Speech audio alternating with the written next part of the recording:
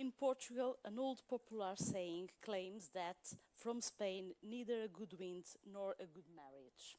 This proverb reflects an anti-Castilianism that hasn't always been shared by the whole Portuguese society. But the message it expresses, even if decontextualized, allows us to understand the distance that were forged for centuries between the two states that make up the Iberian Peninsula. In the 19th century, however, when perceived from Italy and by opera-producing agents, these political administrative divisions appeared blurred.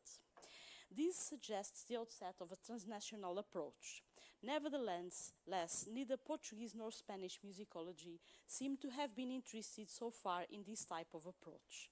The main exception is David Kramer's article Intercâmbio entre Portugal e Espanha no campo da ópera entre 1723 e 1828, where he discusses the relationship between the theatres of the two countries and the circulation of Italian repertoire singers and other theatre professionals. Over 20 years later, as part of a research project on the reception of Italian and French opera in Spain, I decided to adopt a transnational perspective in the study of the reception of Bellini and Donizzetti. We've seen several operas, something happened here. I decided to adopt a transnational, We've seen several operas. The case of Il Furioso all'Isola di San Domingo emerged as one of those that was more widely performed in the Iberian Peninsula and lent itself thus to a cross-study of spread and reception in both countries. Having had its premiere in Rome in Carnival 1833, with a libretto by Jacopo Ferretti, this was, together with L'Elisir d'Amore, one of the composer's most popular buffo works during the 30s. The libretto is based on a sentimental bourgeois drama in 5 acts, which was first performed in the early 20s by the company of the famous actor Luigi Vestri and had a wide circulation in Italian theatres. It is based on an episode of Cervantes' Don Quixote, the story of Cardenio and Lucinda, which starts in chapter 27 of the first part of the work. In Cervantes' version, Cardenio is first found by Don Quixote and Sancho Panza, wandering in the mountains of Sierra Morena. His appearance is that of a hermit with long hair and beard, and only half-dressed, and at first he tries to avoid the knight and Sancho, jumping over rocks and hiding behind trees. Only later does the knight find a sketchbook with poems and other texts, where Cardenio reproaches his lover for having betrayed him. In the theatrical version, the action is transposed to the Antilles, more precisely to Santo Domingo, a former Spanish colony. As in the original story, Cardenio becomes mad when he is abandoned by his wife, but he exchanged the Sierra Morena for the faraway tropical mountains. His madness awakes the compassion of white settlers like Bartolomeo and his daughter Marcella, but terrifies the black man Caidamar. The whole plot develops around the successive arrival on the island of Cardenio's relatives. First, his repentant wife Leonora, who is thrown on the beach by a raging sea after a shipwreck, and afterwards Cardenio's own brother Fernando, who had never given up trying to find him. In the end, the strength of love wins. Cardenio recovers his mind, and when he sees that Leonora is ready to die for him, he forgives her. Donizzetti introduced some change in the score of the Milan production, the first one after the premiere, but both versions, this one and the Rome one, continued to be used. In the Iberian Peninsula, the opera was first performed in 1834, both in Barcelona and Madrid. This was followed by an ample diffusion in 7 provincial cities, particularly in Andalusia, and a return to the Barcelona stage in the 1850s. It was first heard in Lisbon in 1835 and in Porto 2 years later. This echoes the Italian success of the opera, but in the Spanish case, we might ask whether it had any relation with the fact that the libretto was based on an episode of the most famous novel of Spanish literature. We should note that In 1832, Ventura de la Vega put on stage a play entitled Don Quixote in Sierra Morena, which is based on the same exact episode, and in whose final scene a portrait of Miguel de Cervantes was displayed in the manner of a dramatic eulogy which deified the figure of the monarch during the Ancien Régime. In an epoch where the values of liberalism dominated and the collective I did emerge, this old scenic and dramatic expedient did not intend any longer to praise the king, but rather to pluck the string of national pride, herir la cuerda del orgullo nacional, it's what's saying in the newspaper, which, as the playwright Mariano José de Lara says, immediately resounded. Librettos of the Madrid, Barcelona, Palma de Mallorca, Cádiz, Granada, Zaragoza, and Pamplona productions exist. And one can see that in 1834, Barcelona premiere, which is based on the Milan version, a text was inserted establishing the Spanish origin of the story and presenting a summary of the plot, as well as explaining its differences from the original. The addition of the characters of Bartolomeo, Marcella, and Cadama is justified with the aim of leading the action, and I quote, leading the action and giving it a theatrical color without which it would certainly become arid and monotonous, end of quote. The libretto of the Madrid premiere, which stems from the Roman version, does not include it, but we can find it also in the Palma and Granada ones. This shows not only that the Cervantes affiliation assumed a particular importance in some Spanish theaters since the premiere of the opera. In Italy, we only can find it in the Turin libretto, and in Portugal is totally absent. But also that the provincial cities' productions derive from the models created in Barcelona and Madrid. For Portugal, we have the librettos of the productions in the São Carlos in Lisbon and the São João in Porto. Lisbon dictated the models, and thus the Porto production is practically identical to the São Carlos one. The text is faithful to the Roman version, with two exceptions. Leonora's aria in Act 1, which was completely rewritten, both text and music, and the Rondo finale. In the first case, the aria, the replacement of the original lines is certainly connected with, with its content. The scene depicts Leonora's arrival on the island after the shipwreck. In Ferretti's text, Caidama and Marcella find her unconscious and engage in a comic dialogue during which Caidama even makes sexist comments. In Lisbon, those comments disappear, and there is only Leonora singing her misfortunes in a dramatic text with an antiquated style almost reminiscent of Metastasi.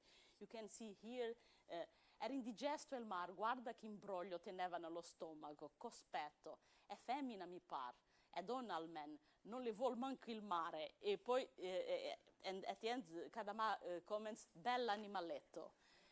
In the Portuguese version, dove vai là se son io, dove mi spinse la riapprocella, eccetera, eccetera. The Rondo finale, which was altered by the composer already at the time of the opera's second performance, is another number which was frequently re-elaborated in the various theaters. And here you can see this is the Rome version, the Milan version, and the Lisbon version. And in red, you can see the cities in Spain where the Rome version was adopted, the Milan version, and then Lisbon and Oporto. In Lisbon, the Portuguese composer António Luís Miró wrote completely new music for it, which hasn't unfortunately survived. In any case, when we examine the librettos, we can see that there is no alteration in the content. In all of them, Leonora celebrates her happiness at being reunited again with her beloved. The Lisbon text, however, is the one which possesses a more dramatic character, alluding to the torments she endured and how she wept with her pain. Se piangeste il mio dolor. All this points to an intervention which relates to the soprano in charge of the role. Luigi Mattei, whose greatest success in that Lisbon season was the performance of the title role of Norma. Those alterations probably corresponded to questions of musical taste, but also, above all, to a change in the framing of the character, removing from it any comic element. Ultimately, these interventions are connected with the attempt to bring the work closer to the dramatic character of a melodrama serio, in accordance with the wishes of the Lisbon audience and of the prima donna. One of the texts which refers to the Madrid premiere, I was unable to find direct echoes of the Barcelona one, says that the work would not fail to be applauded since it presented pathetic scenes. In Lisbon, the periodical Nacional focused rather on the music, which is considered excellent, and as regards the libretto, mentioned the similarities with Pires Agnese, fitting thus Il Furioso in the sentimental and pre-romantic tradition of theatrical madness scenes. One needs only to listen to Cardenio's Romanza in Act 1, with the tearful interventions of Marcella and Bartolomeo, to understand the model it stems from. And you can see it's the Raggio d'Amor Parea, it's the most well-known area of the opera, and the two other characters, Marcella and Bartolomeo, piango il suo pianto.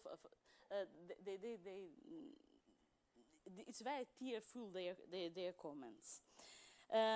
One feels the same sentimental vein that can be found in l'Elysir, in Nemorinos and Adina's arias. It is indeed no accident that in Cardenio's recitative and arioso Tutto è velen per me, ma di perché tradirmi, the melodic lead is taken up by the orchestra in support of the madman's broken discourse, and the chosen melody is precisely that of Una furtiva lagrima, and it's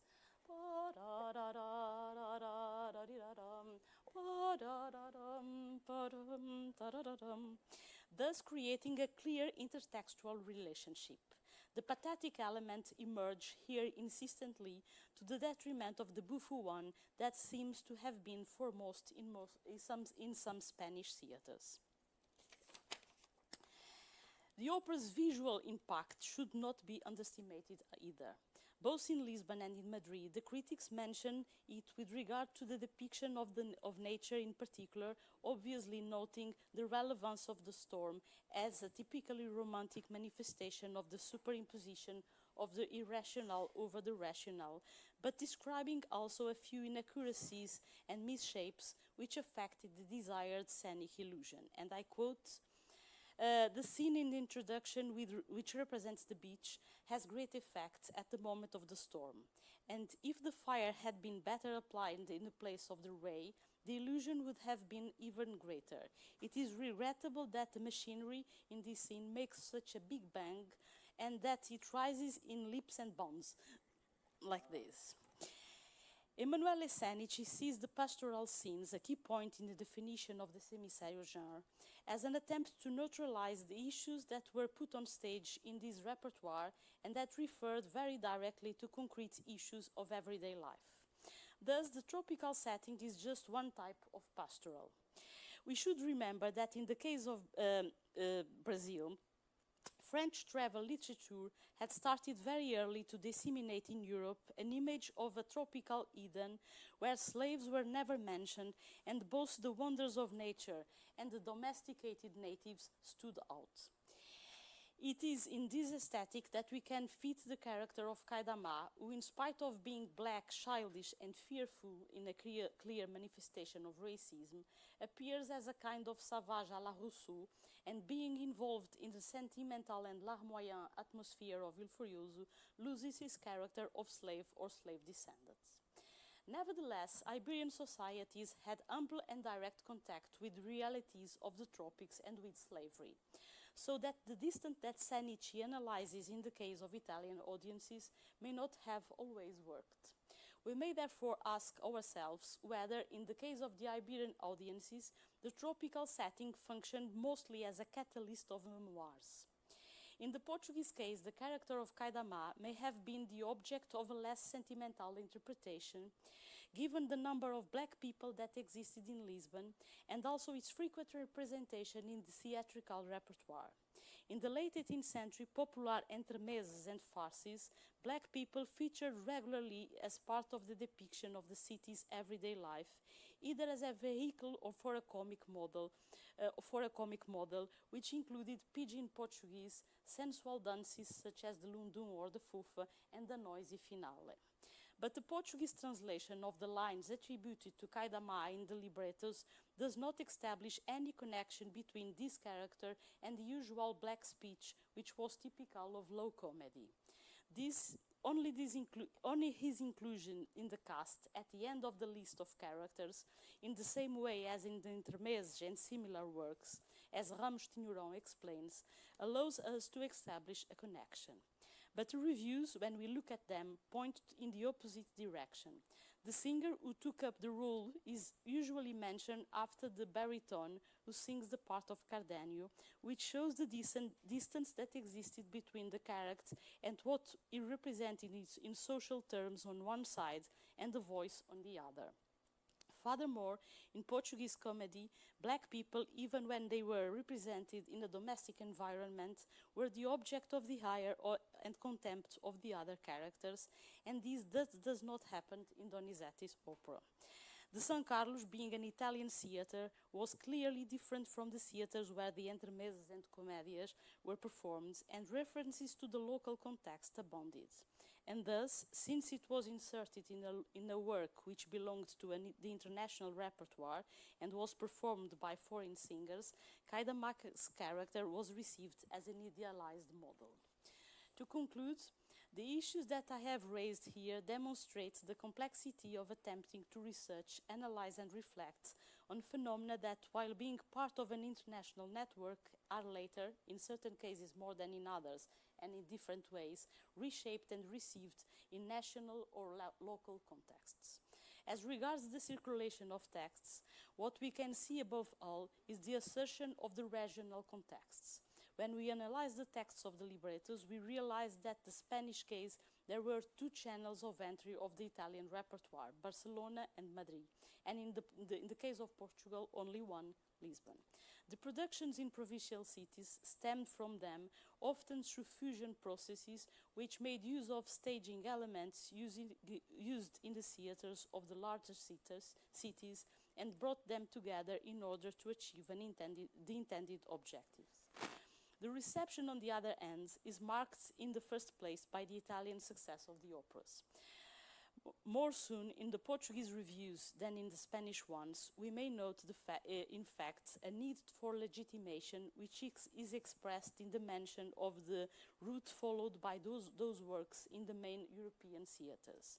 Il Furioso shares the same status of a successful work in the Italian opera circuit, but as it is based on less modern aesthetics and possesses a number of particular traits, namely the Cervantes inspiration and the tropical environment, it can adapt itself in a chameleonic manner to local contingencies, articulating the international, national and regional elements. In Barcelona, it is assimilated to a national tendency due to its use of Cervantes' theme. Madrid also benefits from the same national element, but the opera is already perceived as semi-seria, something which also happens in Lisbon. The interest in the so-called pathetic features associated with pre-romantic taste for nature and with exoticism is more than evident proof of that. In Lisbon, however, the role of Kaidama was received in an idealized way as part of an international and cosmopolitan repertoire, and the vocal importance which was associated with it inverted the hierarchical position that was traditionally attributed to this type of characters. But the prevalence of the romantic melodrama with its dramatic character started to be felt. In accordance with the taste of the Lisbon audience, the opera was expurgated of a few comic elements, in particular those which were associated with the main female character, performed by Luigi Mattei, the same singer who had strived to build a dramatic character like Norma. Thank you.